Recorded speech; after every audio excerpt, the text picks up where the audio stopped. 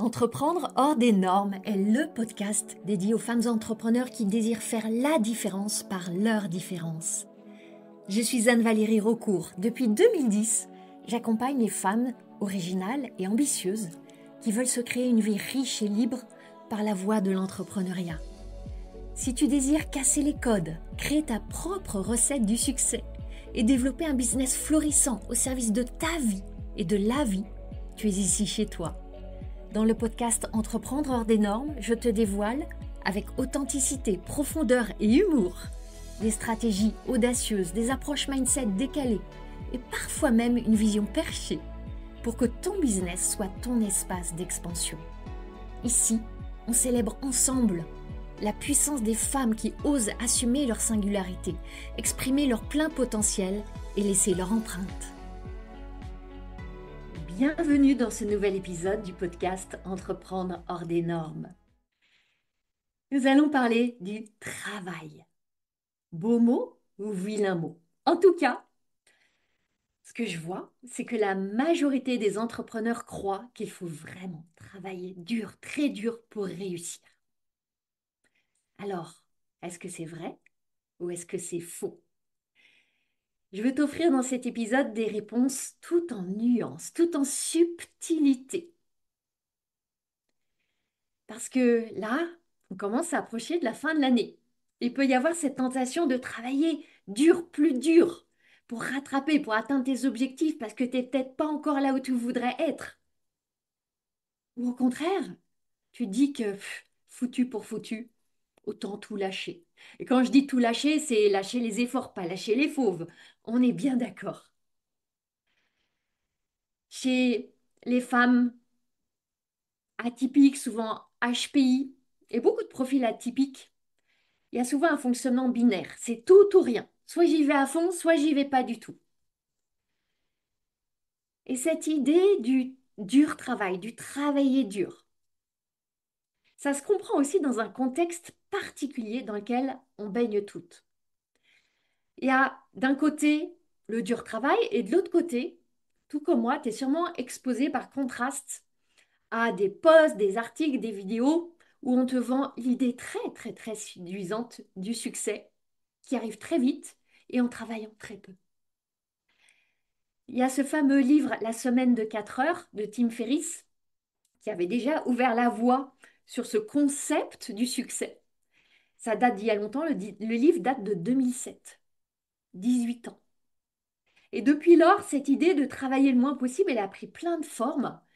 Et aujourd'hui, il y a toute cette vogue des entrepreneuses que j'appelle plutôt des influenceuses qui vont se photographier en train de danser sous les cocotiers, de voyager autour du monde en étalant certains clichés du succès et en affirmant haut et fort, j'ai engrangé 200 000 euros en 30 jours et en ne faisant que 3 visios et en voyageant autour du monde et avec screenshot à l'appui de tous les paiements Stripe qui dégoulinent sur l'écran et tu la vois sirotant son mojito tout en dansant sur une plage de sable blanc. Pour ma part, je suis étonnée, même stupéfiée, de voir que certaines en font une fierté de travailler le moins possible. Parce que l'idée sous-jacente là, c'est que le travail, c'est la chose à fuir. L'autre idée sous-jacente, c'est que le travail est opposé au plaisir. Soit tu travailles, soit tu as du plaisir. Mais ça ne va pas être les deux en même temps. Une autre idée, c'est que passer du temps avec des clients, les rencontrer, faire des visios avec eux, leur offrir des espaces d'accompagnement, ou même avec ton audience, avec ta communauté, c'est aussi à proscrire. Que moins tu as de temps avec tes clients, mieux ça serait. Et ces mêmes personnes vont te dire que l'argent tombe du ciel sans rien faire, mais elles sont sans cesse en train de se montrer pour montrer et démontrer qu'elles font rien alors qu'elles sont juste en train de se montrer pour montrer. Bref, tu me suis. Tout ça, pour moi, ça véhicule une image qui est non seulement un mythe, mais qui en plus glorifie une version du succès sans travail qui est absolument pas dans ma philosophie. Et je crois que ça fait vraiment du mal. Parce que celles qui travaillent beaucoup, notamment quand tu débutes, c'est rare de pas travailler beaucoup quand tu débutes. Celles qui travaillent beaucoup, elles se disent que c'est pas normal, qu'elles devraient travailler moins, que c'est pas bien, qu'elles font pas comme il faut. Si elles faisaient vraiment bien, elles travailleraient moins. Et là, viennent plein de questionnements. Oh, je travaille pas bien, je suis pas focus, je m'éparpille, j'ai pas de ligne directrice. C'est peut-être le cas, en partie. Mais peut-être qu'il y a plein de choses qui sont déjà extrêmement bien. Et ce qui s'ensuit, c'est la honte. La honte de travailler autant. Et la honte, tu le sais, c'est absolument pas une émotion porteuse. Au début, particulièrement au début, tu as tout à apprendre. Et on ne part pas toutes avec les mêmes atouts quand on se lance dans l'entrepreneuriat. On a toutes, en tout cas, des points de résistance. Il y a tellement de compétences à apprendre, de capacités à développer, de potentiel à déployer. Il y a notamment tout ce qui est autour de la vente. Et pour la très, très grande majorité des entrepreneurs, il y a à apprendre à vendre, à apprendre tactiquement, stratégiquement, mais aussi à apprendre à traverser toutes les émotions qui vont avec la vente. Et pour certaines, ça va être plus difficile et plus long que d'autres. Ça fait 10 ans que j'accompagne des femmes entrepreneurs. J'ai très rarement vu des entrepreneurs, en tout cas dans leur phase de début, qui sont en fol amour avec la vente. Et moi-même, quand je me suis lancée il y a 15 ans, j'ai dû tout apprendre. Et ça a été un long parcours pour moi, parce que je n'étais pas du tout accompagnée comme je le suis aujourd'hui ou comme j'accompagne mes clientes. On parle de compétences, mais on parle de compréhension. On parle de plonger dans le fonctionnement du cerveau humain, de discerner tous les leviers psychologiques, de traverser des peurs, nos peurs les plus viscérales. Et puis, très souvent, tout ça, ça touche à ce sentiment de sécurité ou plutôt d'insécurité qui est plus ou moins fondamental. Et quand, comme moi, tu es neurodivergente, c'est un sentiment d'insécurité qui va très vite se réactiver. Et ce travail, ce fameux travail, il va évidemment aussi dépendre de tes objectifs. Si tu as des objectifs très ambitieux, avec une ligne de temps courte pour les atteindre, ça va en général requérir plus de travail. Parce que tu as à raccourcir le temps pour apprendre tout ce que tu as à apprendre. Et quand tu commences à te activer une plus grande présence, une plus grande fréquence, peut-être développer un podcast, une chaîne YouTube, un projet comme un grand sommet online, évidemment que ça prend du temps. Il y a un temps qui n'est pas incompressible. Et là, la question que tu as à te poser, c'est à quel point est-ce que je désire vraiment les résultats que je veux créer? À quel point est-ce que je désire vraiment cette vie que je suis en train de façonner? À quel point est-ce que je désire vraiment être dans l'expression de mes dons, être au service de ma mission, accueillir plus de clients, accueillir tellement plus d'argent? À quel point est-ce que c'est un désir vibrant? Je vais commencer par poser ces quelques éléments de contexte avant d'aller vraiment développer, et on y va maintenant, cette réflexion autour de la question, est-ce qu'il faut vraiment travailler dur? C'est une croyance qui revient assez souvent en coaching et selon les clientes que j'accompagne, on va l'aborder par différents chemins. Quand on parle de travailler dur, on associe le travail à souffrance, à fatigue, à épuisement, à être au bout du rouleau, à contrainte, à sacrifice. Et c'est en tension avec cette vision qu'on a de nous-mêmes, d'une entrepreneur libérée, libre, dans le flow, en mouvement, intuitive, etc. Quand on parle de travailler dur, pour beaucoup de femmes, et notamment les femmes atypiques que j'accompagne spécifiquement, cette expression va déclencher une espèce de réaction de rejet. Pourquoi?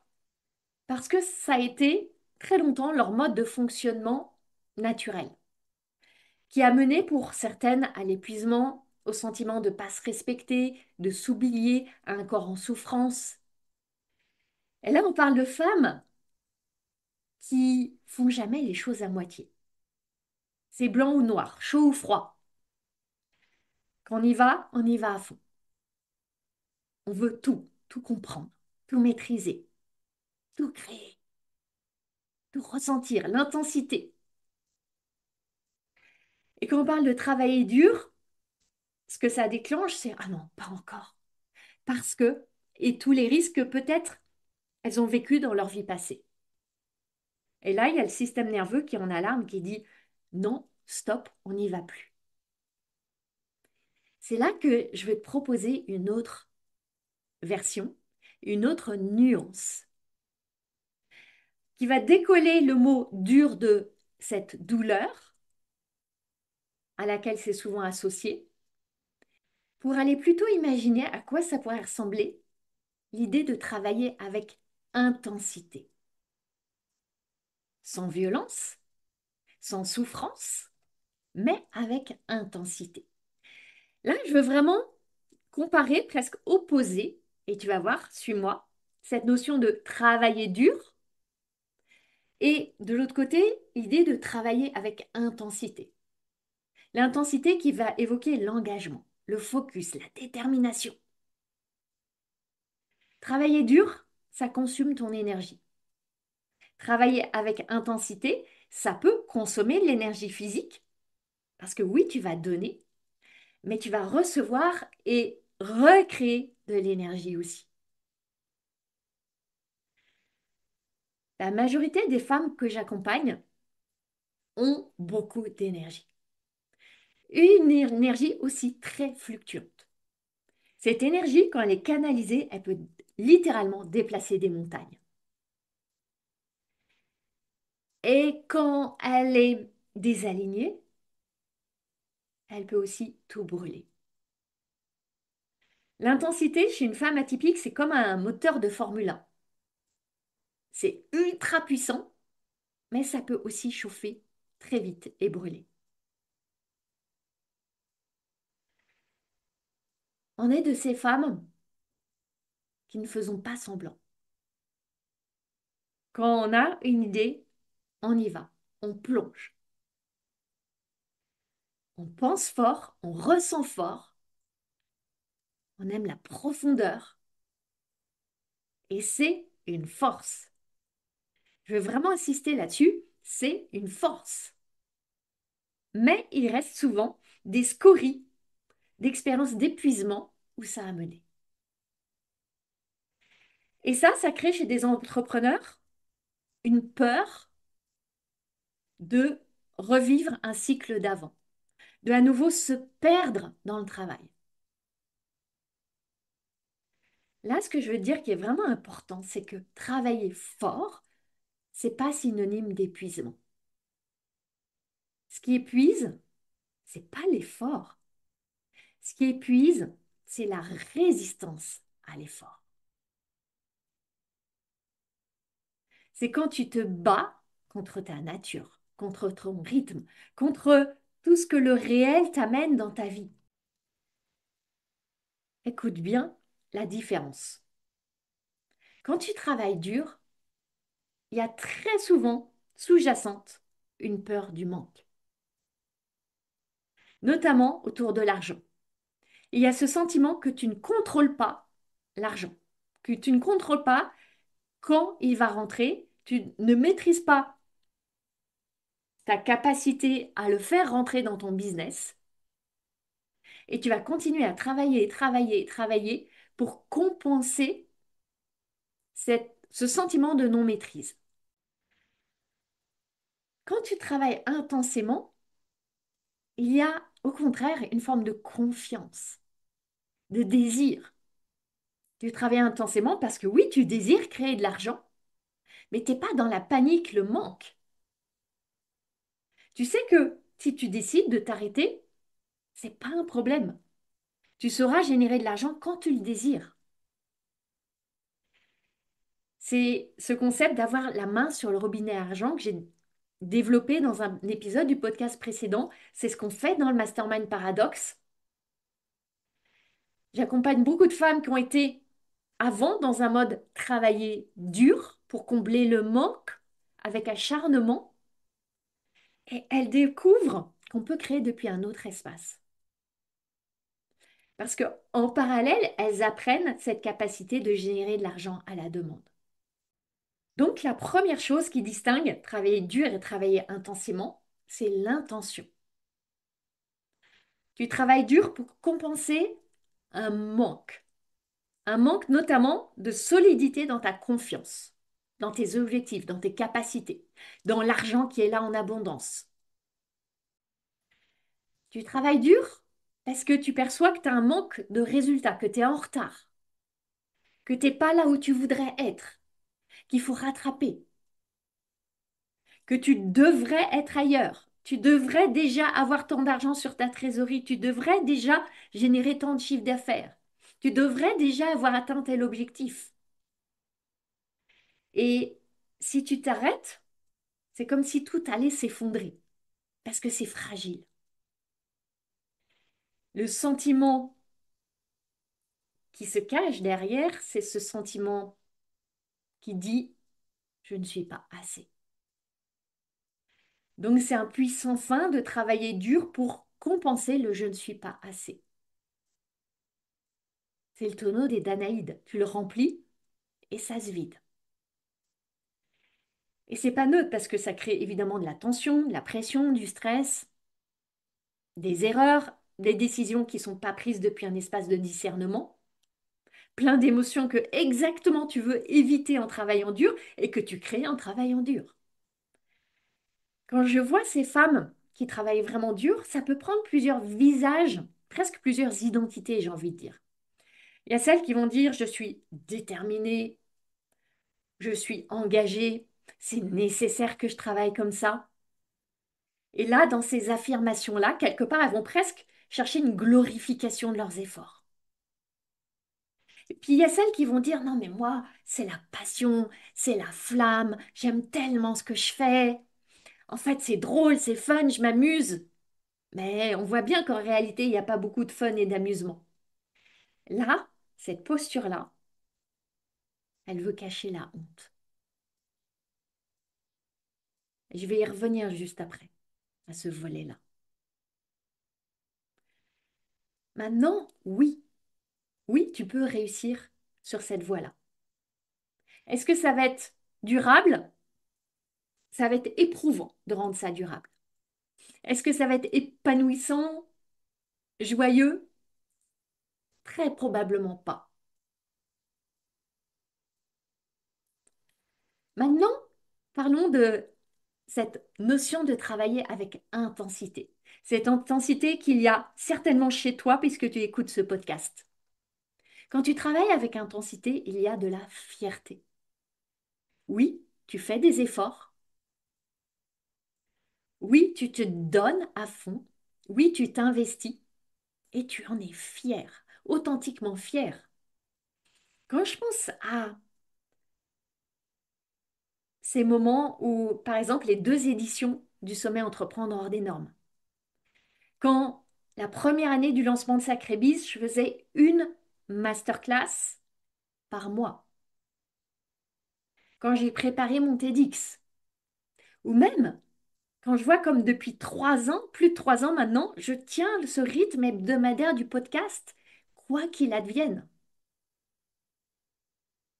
et sans jamais dégrader l'excellence que je vise. Même quand il se passe plein d'événements dans ma vie et même quand je voyage, j'anticipe, je planifie, je prévois. Et oui, j'en suis fière. Et non, je n'ai pas honte de dire qu'il y a des phases durant lesquelles je travaille beaucoup, je travaille intensément. Parce que je suis fière des résultats que je crée.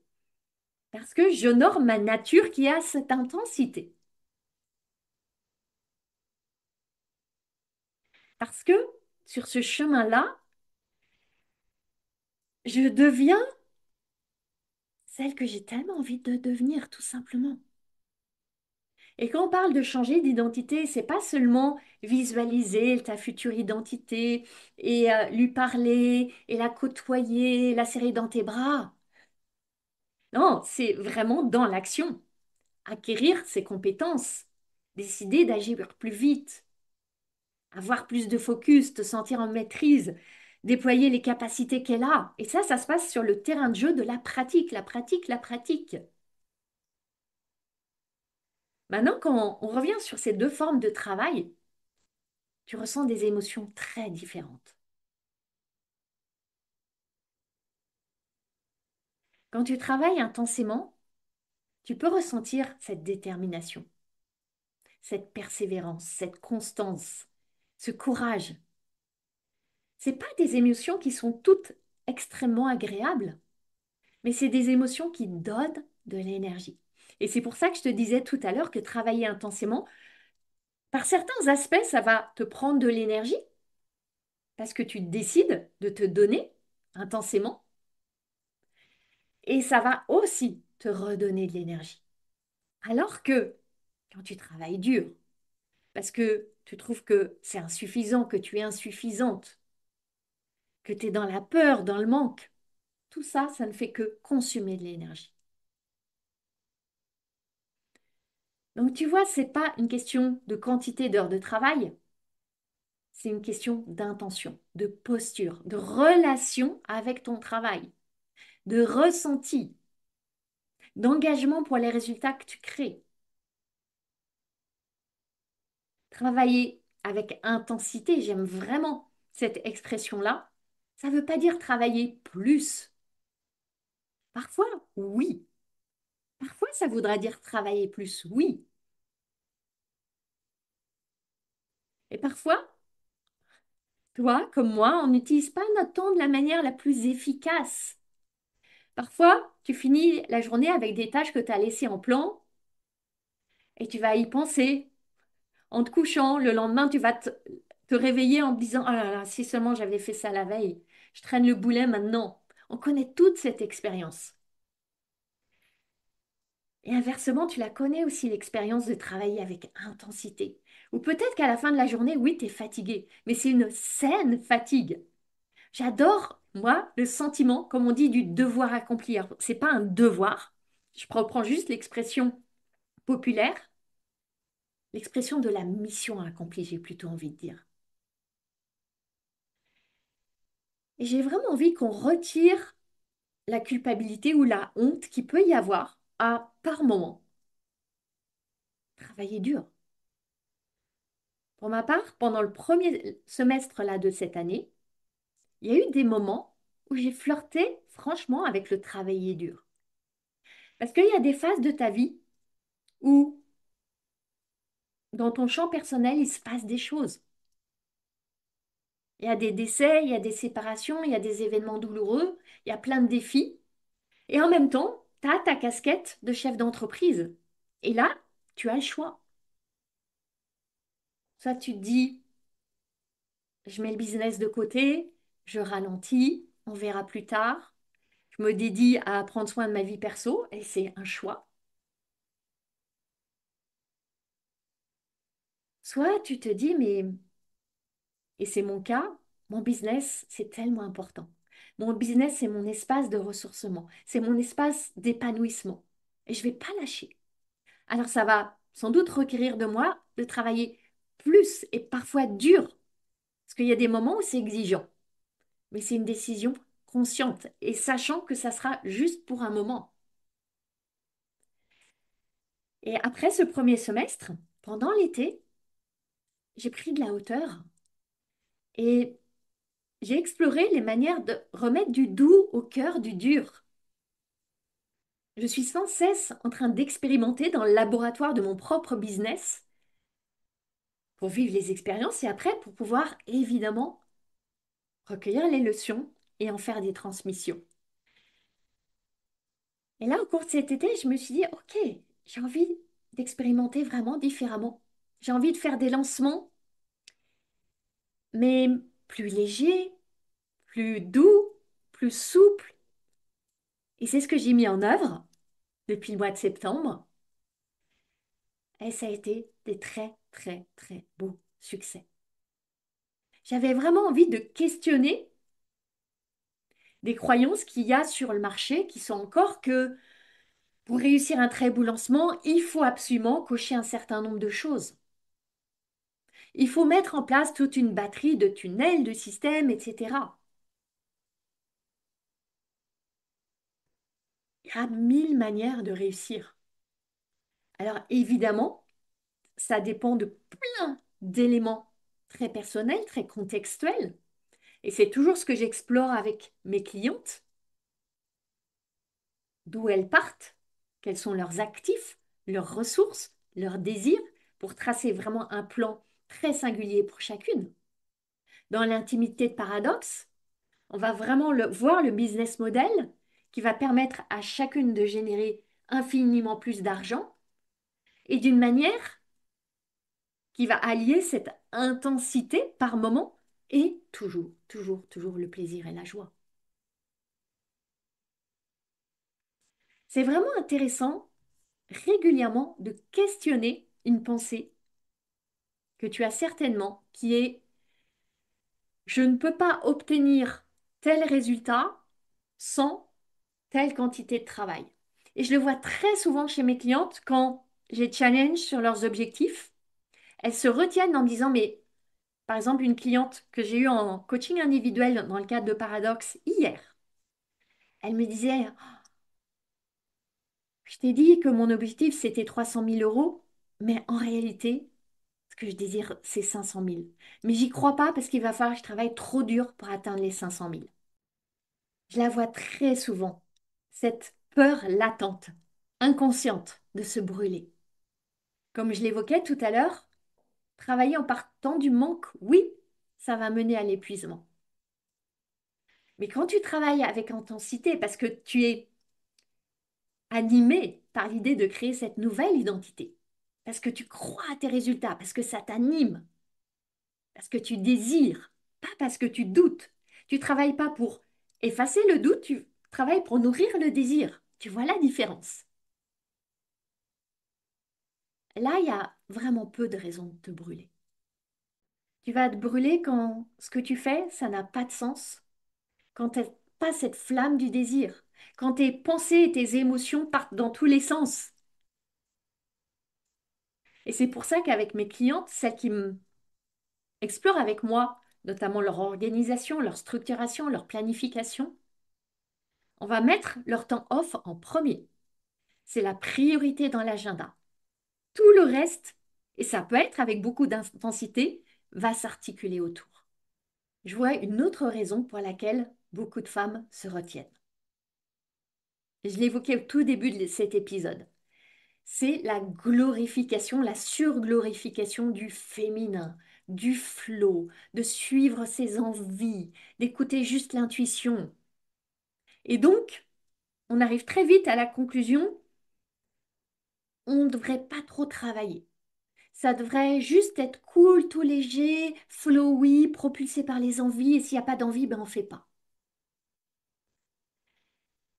J'ai envie de te dire que une entreprise, un business, c'est quoi? C'est une très très très grande et intense envie. Et ça demande d'aller au-delà de tes petites envies. J'entends parfois, non, mais Anne-Valérie, moi, j'ai pas trop envie d'écrire des posts, j'ai pas envie d'envoyer des mails à ma liste.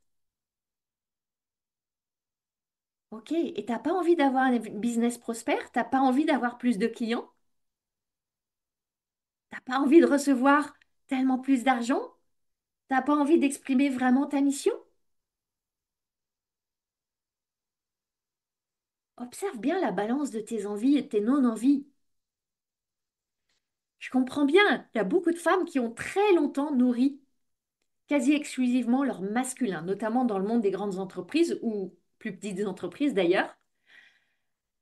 J'entends la performance, la rigueur, le passage en force, s'affirmer avec dureté, au détriment du féminin. Puis arrive un cap d'âge qui peut être 35, 40, 45, 50, 55 ans, où il y a comme un retour de balancier. Il faudrait revenir au féminin à 100%. Ah ouais, j'écoute ma sensibilité, j'écoute ma créativité, j'écoute ma voix de sagesse intérieure. Et puis on repousse tout le masculin. Il y a vraiment une nécessité absolue de recréer une alliance entre ces deux parties. Le féminin qui dit je fais quand j'ai envie, quand l'élan est là, quand je me sens inspirée, quand l'intuition m'appelle. On va le faire revenir sur Terre avec une part du masculin qui crée la structure pour avancer, qui met en place une discipline, une constance, un cadre, qui va même s'il n'a pas envie. Alors, on arrête de choisir entre un des deux camps, le camp de l'énergie yang, no pain, no gain, ou le camp flowy, girl, intuition, sensibilité, manifestation, loi d'attraction. C'est les deux en fait. Travailler avec cette intensité du désir, c'est ça dont je parle. Travailler avec l'intensité du désir, c'est aussi être capable de rester focalisé sur ton désir quand ça devient inconfortable, quand tu as moins envie. Parce que tu sais pourquoi tu fais ça. Parce que tu sais pourquoi et tu vas dépasser la non-envie. La discipline, c'est pas nécessairement dur. Et l'intuition, ça n'a pas à être une fuite. Là, je suis en train d'enregistrer cet épisode du podcast. Prochainement, je vais partir pour plus de 2 semaines en voyage. Je vais au Canada, je vais aux États-Unis. Et je pourrais dire, ah, je me fais un temps off. Tant pis pour le podcast, je peux bien sauter 2 semaines d'épisodes. Non, même si j'ai un planning très intense en ce moment, j'ai à cœur de préparer les épisodes à l'avance, d'honorer mon engagement que j'ai pris avec toi, mais avant tout avec moi. Et je suis pas en train de me forcer, je suis pas en train de passer en force. Je suis en train de cultiver mon engagement et ma constance. Et ça fait toute la différence entre un rêve et une réalité. Entre plein de belles idées et la concrétisation des clients et de l'argent. Si je reviens sur ces différences, ces nuances entre travailler dur et travailler intensément, il y a vraiment une clé que tu peux observer, c'est comment est-ce que tu te sens et à quoi tu penses quand tu travailles. Est-ce que tu es en lutte, en résistance, ou est-ce que tu es engagé, focus, déterminé? Ça va parfois demander de stretcher tes capacités. Dans ces moments-là, tu peux choisir de te raconter l'histoire que tu es en train de te brûler, que tu es en train de t'épuiser, que c'est pas normal, que c'est pas juste, ou, ou de te raconter que tu es juste en train d'évoluer, de grandir, de créer ta voie du succès. Et évidemment, selon l'histoire que tu te racontes, ton expérience et tes résultats vont être totalement différents. Alors tu l'as compris, moi j'adore travailler avec intensité. Et cette intensité, c'est ce qui m'a permis de créer cette magnifique entreprise que je suis si fière de diriger aujourd'hui. Il y a certaines personnes qui pensent que c'est un problème de travailler avec intensité, qu'on ne devrait pas travailler autant, comme ça, à ce rythme. Oui, parfois je travaille le week-end et parfois je prends des jours dans la semaine pour aller me balader. C'est aussi ça l'expression de ma liberté. J'adore la vitalité, l'énergie que ça crée. J'adore la personne que je deviens sur ce chemin-là, à travers ce processus. J'aime tellement aller me coucher en me disant, waouh, j'ai tout donné. Et quand tu avances comme ça, il y a tellement d'effets bénéfiques. Et aussi, tu vas sans doute savourer encore plus tes temps off. Parce que je vois des femmes qui prennent des temps off, des vacances, des week-ends, des escapades et qui se sentent coupables. Ils se sentent coupables parce que elles n'ont pas assez créé, généré avant. C'est pas une idée de mériter, c'est pas là le sujet. Mais quand je sais que ouais, j'ai tout donné au niveau de mes capacités du moment, que je me suis montrée, que je me suis dépassée, c'est tellement savoureux de se reposer après.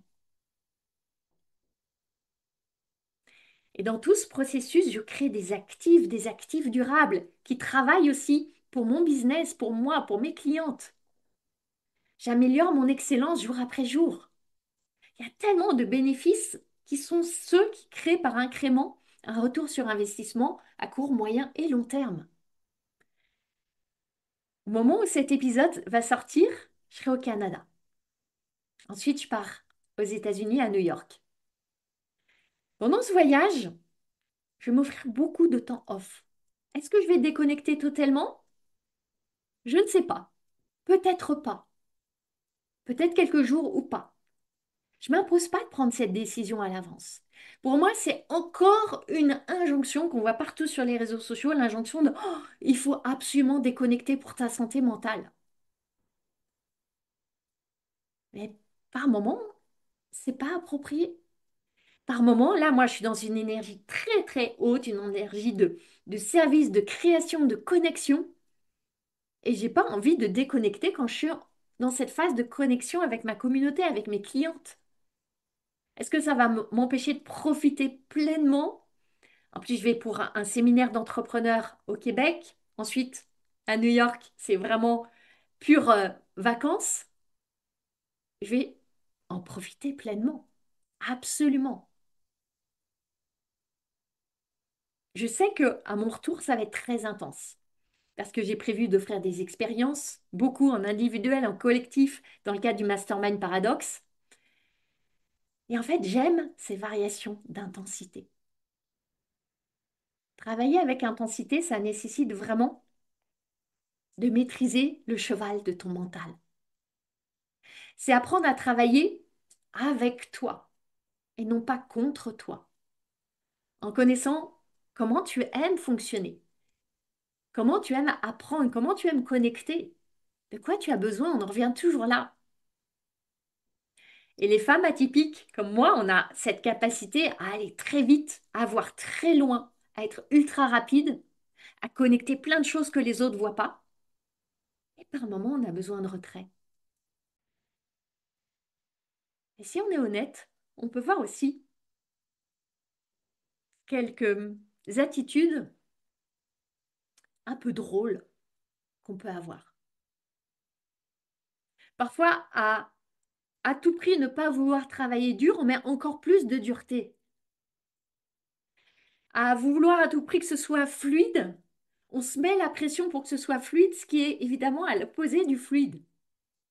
On veut du flow, mais on contraint le flow à arriver, ce qui est aux antipodes de l'arrivée du flow. C'est tous les paradoxes de la femme atypique qui veut absolument contrôler son lâcher-prise. Est-ce que c'est pas épatant? Alors, pour expérimenter tout ce que je te partage, évidemment, c'est un travail, évidemment, c'est un chemin, évidemment, c'est des croyances certaines à lâcher, d'autres à choisir et cultiver. Et il y en a une que j'ai évoquée dans le précédent épisode du podcast. Si tu ne l'as pas écouté, je t'invite après vraiment à aller l'écouter. Un épisode vraiment percutant. Une croyance très porteuse qu'on travaille beaucoup avec mes clients, notamment dans le Mastermind Paradoxe, c'est leur capacité à créer de la demande.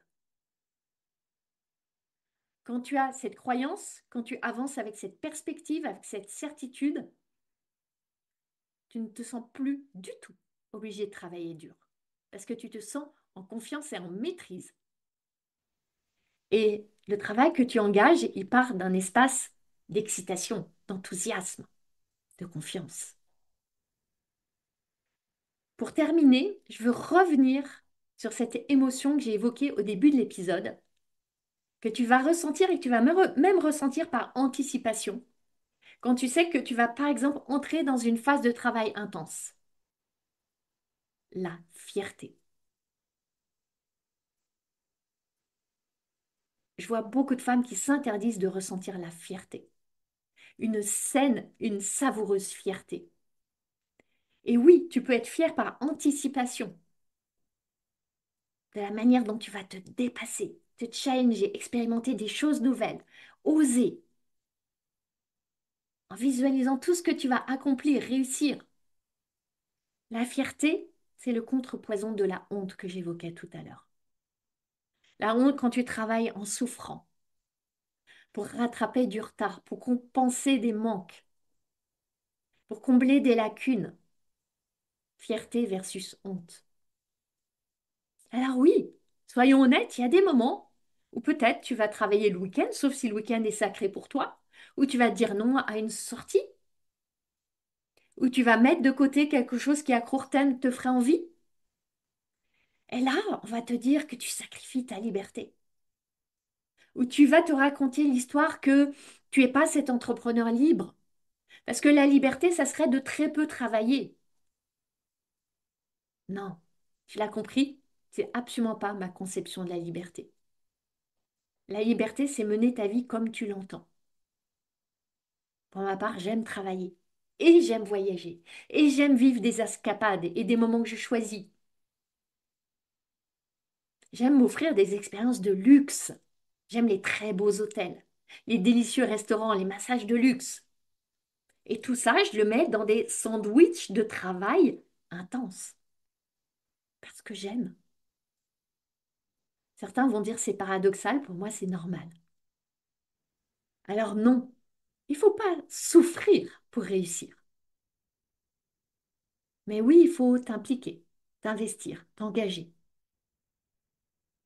Parce que dans le fond, ce travail-là, c'est un acte d'amour. Alors, en parlant d'acte d'amour, il y a un petit acte d'amour que tu peux faire pour le podcast. Si tu as aimé cet épisode, si tu aimes le podcast.